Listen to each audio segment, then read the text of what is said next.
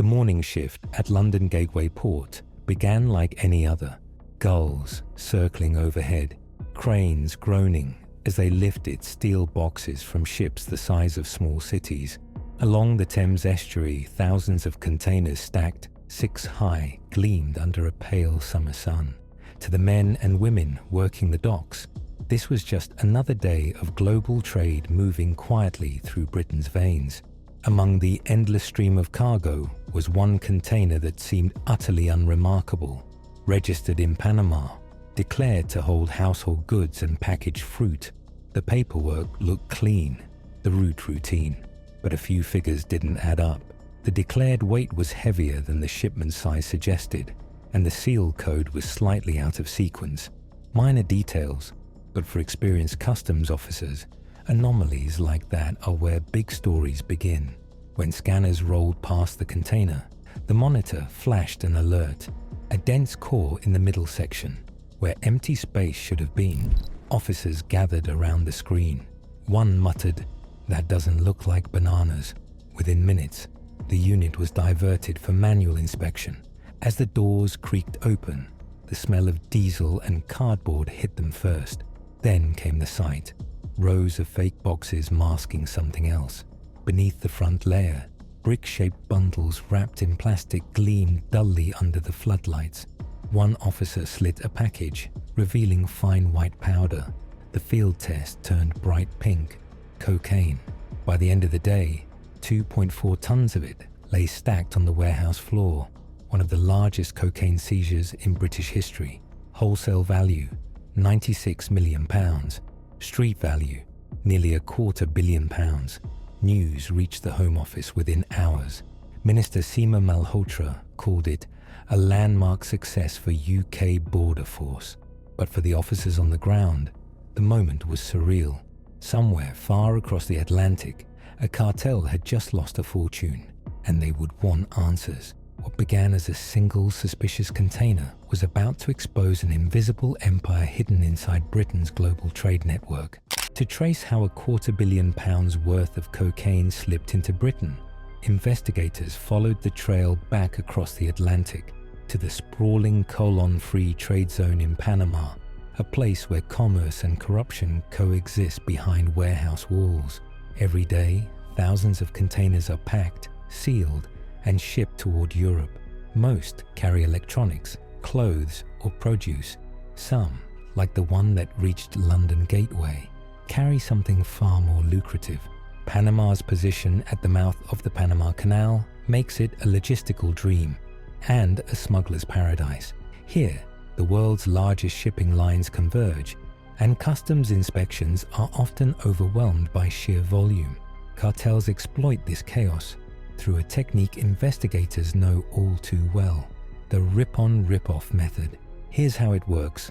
A legitimate exporter loads a clean container for Europe. After the official inspection, traffickers bribe dock workers to rip the container open, stash hundreds of kilos of cocaine inside, and then reseal it with cloned security tags that perfectly match the originals. Once the ship arrives, another crew, usually locals paid by cartel intermediaries, rips off the drugs before customs ever notice. It's fast, efficient, and leaves almost no trace. In this case, analysts believe the cocaine originated in Colombia, processed in jungle labs, and shipped north through river routes into Panama. From there, it was packed into crates marked as household goods, loaded onto a Panamanian registered vessel, and sent through the Atlantic trade corridor to Britain. The traffickers had done their homework. London Gateway was newer and more automated than older ports like Tilbury or Felixstowe, with fewer manual inspections. Automation meant speed, and they assumed it also meant fewer eyes. But they underestimated the port's new AI-assisted scanner system, introduced in 2024 after a series of smaller busts. The software measured density, mass distribution, and radiation levels, flagging anything that didn't fit expected cargo patterns. That algorithm, not luck, caught them. By the time the ship docked, Border Force already had the container marked for a random inspection.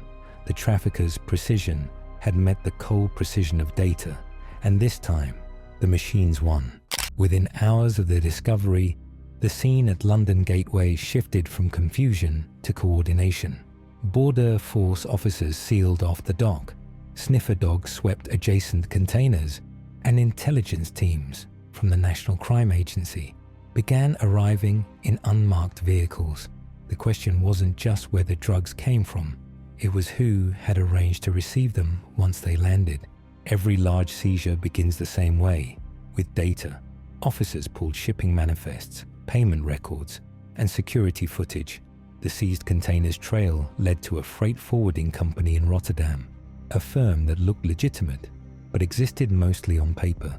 Its directors had links to UK-registered shell companies with no staff, no offices, and no tax filings, the classic fingerprints of a laundering front. Investigators requested banking data and uncovered transfers moving through accounts in Amsterdam, Malta, and Dubai. The sums were small enough to avoid suspicion. £20,000 here, £30,000 there, but together they formed the skeleton of an international smuggling network.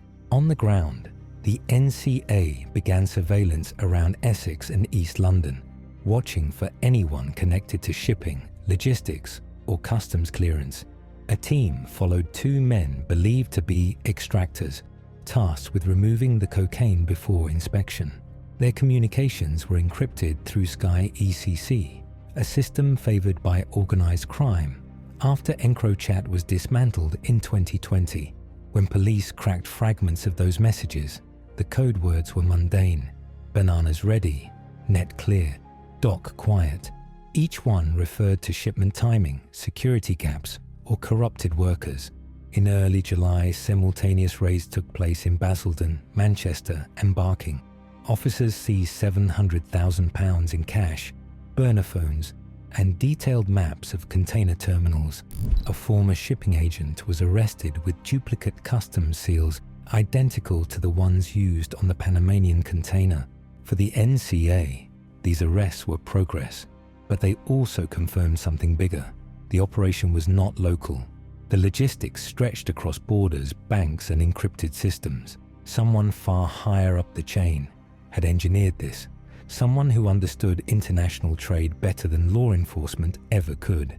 What Britain had uncovered wasn't just a drug bust, it was the blueprint of a global business, one where profit, power, and precision replaced bullets and blood. The London Gateway seizure didn't just uncover a shipment, it exposed the inner workings of a global machine.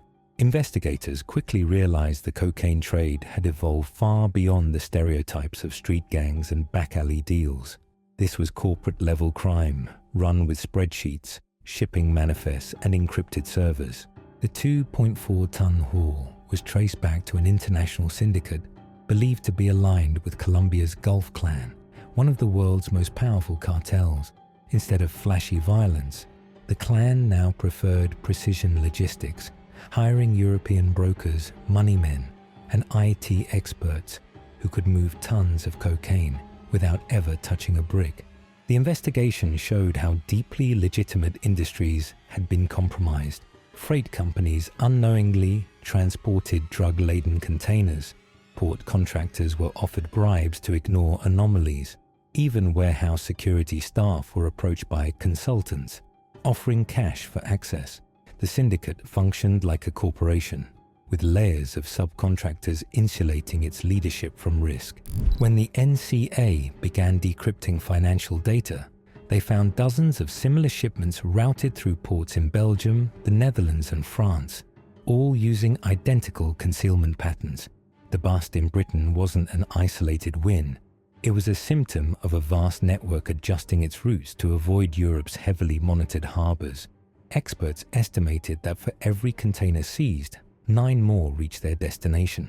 The London Gateway haul represented a fraction of a supply chain worth billions, feeding an estimated 1 million UK users. That sheer demand explains why cartels treat seizures not as setbacks, but as business losses, absorbed, written off, and replenished within weeks. The revelation forced uncomfortable questions within British law enforcement. Were the ports truly secure? Could technology keep pace with traffickers who treated crime like commerce? One border force officer put it bluntly, "They're running logistics firms. We're still running checkpoints."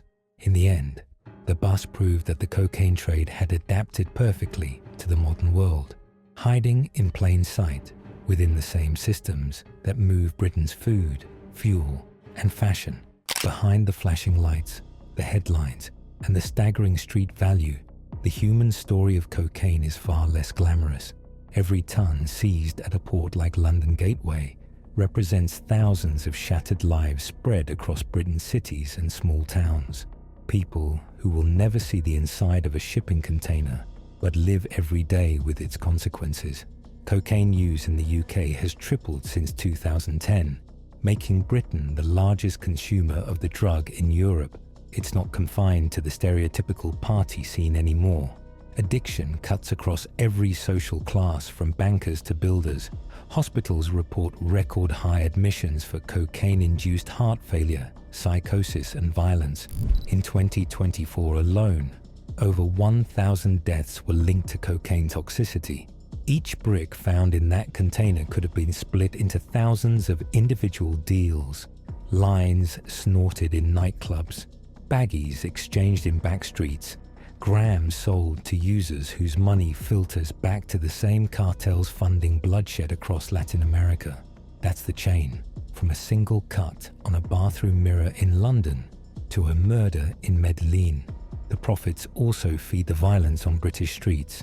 Rival gangs fight over supply lines and postcode territories, their weapons paid for by the same drug economy that began inside that steel box from Panama.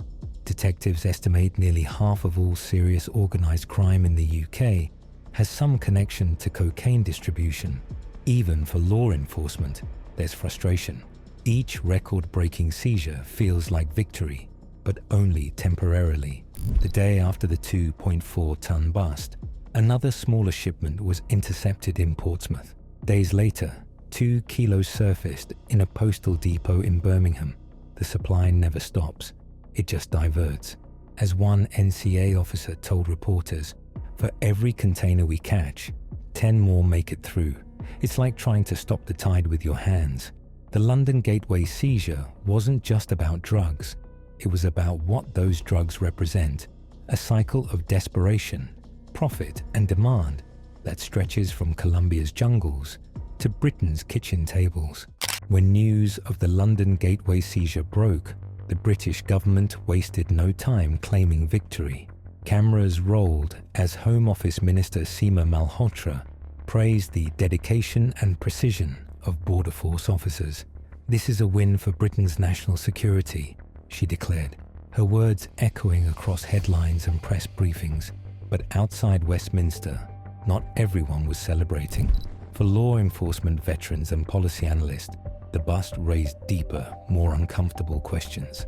If 2.4 tons of cocaine were caught, how much had slipped through unnoticed? Did such record hauls highlight success or failure? Opposition MPs seized the moment to challenge the government's approach. In Parliament, they pointed out that while enforcement budgets had grown, funding for rehabilitation and prevention programs had been cut by nearly 20% over the past decade. "You can't arrest your way out of a £9 billion drug market," one member argued. "We're seizing supply, but we're not reducing demand." Public sentiment was split. To some, the bust symbolized competence, proof that Britain's borders were secure. To others, it revealed the scale of the problem. The UK had become a key end market for Latin American cocaine, a hub in the global drug economy, rather than a victim of it. Internationally, the operation set off a chain reaction. Police in Panama and Colombia launched follow-up raids, seizing warehouses and arresting dock workers accused of aiding traffickers. Europol praised the UK's intelligence sharing as a benchmark for inter-agency coordination. Yet, just 3 months later, Dutch authorities intercepted another identical shipment, same concealment, same branding, bound for the same trade routes. The message was unmistakable. Cartels adapt faster than bureaucracy. For every law passed and scanner installed, traffickers found a workaround. As the political dust settled, one truth lingered beneath the headlines. Britain had won a battle, but not the war. The cocaine trade wasn't a crisis that could be solved with speeches and photo ops. It was a mirror reflecting the demand, the corruption, and the global reach of an economy built on addiction. Months after the record-breaking bust, London Gateway Port looked unchanged from the outside. The same endless rows of containers, the same mechanical hum of trade. But inside the security offices, things were different. The 2.4-ton cocaine seizure had rewritten the rulebook. New AI-driven scanners capable of reading container density in real time were rolled out across Britain's major ports. A dedicated port intelligence fusion centre was established, linking the NCA, Border Force, and private port operators under one network. Their mission: detect trafficking before containers even reach UK waters. It was one of the most significant upgrades to Britain's border system in decades, and it all started with a single container from Panama. The case also became a training blueprint for customs officers across Europe. The footage of the seized cargo, the false walls, and the cloned seals now appear in anti-trafficking seminars from Rotterdam to Dublin. What once felt like an isolated victory became a model of international coordination. But for those who worked on the case, the afterglow of success never lasted. The reality was hard to ignore. The global cocaine trade was expanding faster than ever. In 2025 alone, European authorities seized more than 300 tons of cocaine, a record that dwarfed the previous decade. Each bust, no matter how big, was a reminder of how endless the flow had become. An NCA officer, speaking anonymously, summed it up best: "We're fighting a business, not a war. Every seizure hurts their profits for a week, and then the next shipment sails. Still, some victories matter beyond statistics." The London Gateway operation proved that human intuition, backed by technology, could expose even the most sophisticated smuggling network. It reminded the public that the fight against organized crime isn't fought in back alleys anymore. It's happening inside the arteries of global trade, hidden in plain sight. As the Thames tides roll past the towering cranes, ships keep docking, and Britain's silent war at its ports continues. The faces change, the routes shift, but the story remains the same. One container, one discovery, one brief victory in a battle that never really ends.